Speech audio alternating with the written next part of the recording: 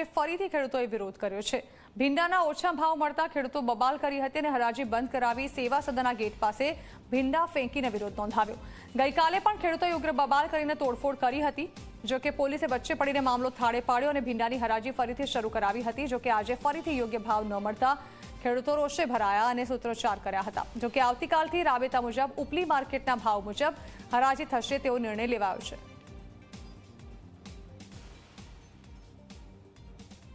₹100 20 કિલોના ભાવે ભીંડા માંગે અમારા પાસે, એટલે અમે નથી આપ્યા।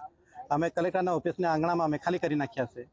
આજથી અમને કલેક્ટરે એવો બાંહેધરી આપી છે કે 50 ગ્રામ જે અમારું વજન જે વધારે કપાય છે ને એના કરતાં 50 ગ્રામના ભાવ બી અમને આપવાની બાંહેધરી આપી છે।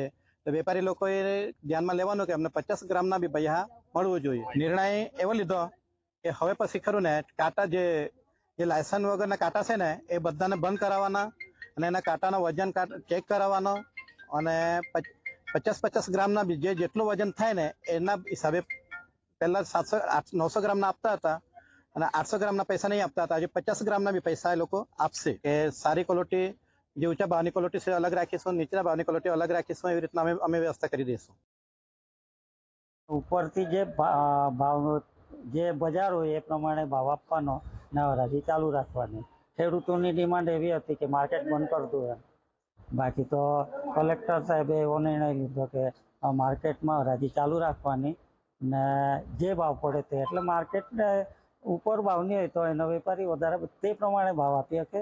એટલે એ રીતે સાહેબની કે એવું છે કે આ રીતે તમે કરો।